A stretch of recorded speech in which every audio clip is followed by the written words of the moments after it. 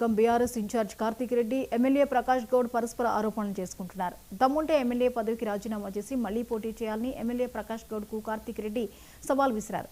BRS బీఫామ్పై ఎమ్మెల్యేగా గెలిచి కాంగ్రెస్ పార్టీలో చేరి పార్టీ మారలేదంటూ బొకాయిస్తున్నారని విమర్శించారు. కాంగ్రెస్ పార్టీలో చేరిన రోజే ప్రజలు మిమ్మల్ని తిరస్కరించారని గుర్తుంచుకోవాలని కార్తిక్ రెడ్డి ఎద్దేవా చేశారు.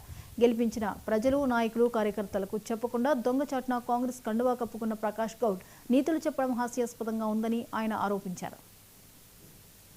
రాగానే ప్రకాష్ గౌడ్ గారు కాంగ్రెస్ పార్టీలో రాగానే రేవంత్ రెడ్డి గారు మా ప్రాంతానికి ఇచ్చిన గిఫ్ట్ ఏంటంటే, ఆ రోజు కేసీఆర్ గారు మన ప్రాంతంలోనే మీటింగ్ పెట్టి అటు రాయదుర్గం నుంచి శంషాబాద్ వరకు మెట్రో లైన్ ఎక్స్టెన్షన్ కార్యక్రమం ఆ రోజు పునాది వేసి మరీ పోయింది. టెండర్లు ఇచ్చారు, దానికి కొత్త కాంట్రాక్టర్ వచ్చిండు.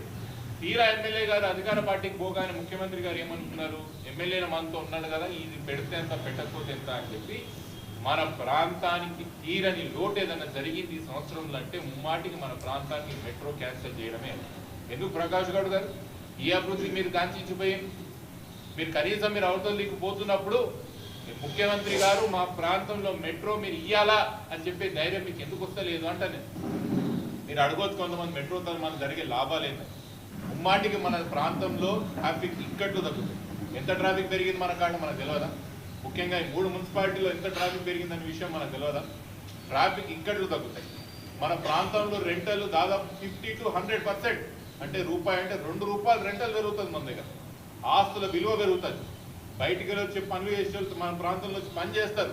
మన దగ్గర ఉన్న వ్యాపారాలు పెరుగుతాయి మెట్రో ఉండడం తర్వాత. మన దగ్గర మెట్రో ఉండడం ద్వారా ఇవన్నీ కూడా లాభాలు మన ప్రాంతానికి జరుగుతాయి.